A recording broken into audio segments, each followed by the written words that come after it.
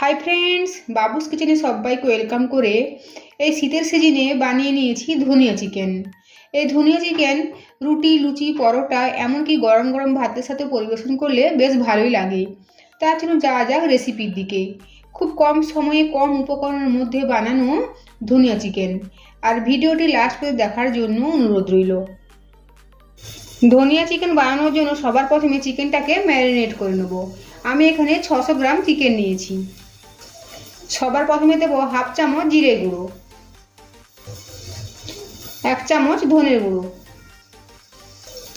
Half চামচ গোলমরিচের গুঁড়ো, হাফ চামচ লাল লঙ্কার গুঁড়ো, আদা বাটা হাফ চামচ আর রসুন বাটা 1 চামচ। সাথে দেব 2 চামচ টক দই। এখন এই সমস্ত উপকরণ খুব ভালোভাবে চিকেনের সাথে মিশিয়ে নেব।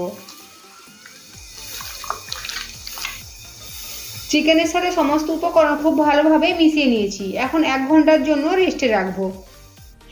ধনিয়া চিকেনের মেন উপকরণ হলো ধনে পাতা। আমি এখানে ফ্রেশ ধনে পাতা নিয়েছি। এখন ধনে পাতার পেস্ট বানিয়ে নেব। একটা মিক্সিং গ্রাইন্ডার নিয়েছি, এর মধ্যে এখন দেবো ধনে পাতা। ডাঁটি সহ আমি ধনে পাতা নিয়েছি। দেবো 4টে কাঁচা লঙ্কা। সাথে দেবো 4-5 টুকরো আইস কিউব। আইস কিউব দেওয়ার ফলে ধনে পাতার যে সবুজ রং, সেই রংটা রান্নাতে দেওয়ার পরেও ঠিকঠাক থাকবে। এখন এই সমস্ত উপকরণের একটা ফাইন পেস্ট বানিয়ে নেব। দেখুন, ধনেপাতার একটা ফাইন পেস্ট বানিয়ে নিয়েছি। 1 ঘন্টা পরে ফিরে এসেছি। কড়াইতে তেল গরম করে নিয়েছি। তেলের মধ্যে ফোড়নে দেবো তেজপাতা, লবঙ্গ, দারচিনি, এলাচ আর গোলমরিচ। দেবো পেঁয়াজ কোচানো। আমি এখানে 3টে মিডিয়াম সাইজের পেঁয়াজ কেটে নিয়েছি। পেঁয়াজটা এখন ভেজে নেব। পেঁয়াজটা ভাজা ভাজা হয়ে গিয়েছে। এখন দেবো ম্যারিনেটেড চিকেন। চিকেনের মধ্যে সমস্ত মশলা মেখে রেখেছিলাম, তাই আলাদা করে কোনো মশলা অ্যাড করলাম না।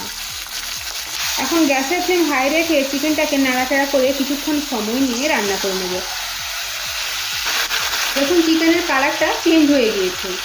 এখন গ্যাসের ফ্লেম কমিয়ে দেবো আর দেবো পরিমাণ মতো লবণ।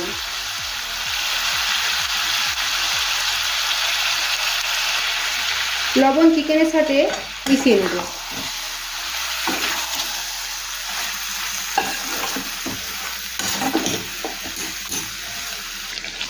লবণ চিকেনের সাথে ভালোভাবে মিশিয়ে নিয়েছি। এখন গ্যাসের ফ্লেম লো টু মিডিয়ামে রেখে ঢাকা চাপা দিয়ে চিকেনটাকে ভালো করে কষিয়ে নেব। কিছুক্ষণ পর ঢাকাটা সরিয়ে নেব আর চিকেনটাকে নেড়ে দেবো। এভাবে বার কয়েক ঢাকা চাপা দিয়ে আর ঢাকা খুলে চিকেনটাকে নেড়ে চেড়ে কষিয়ে নেব।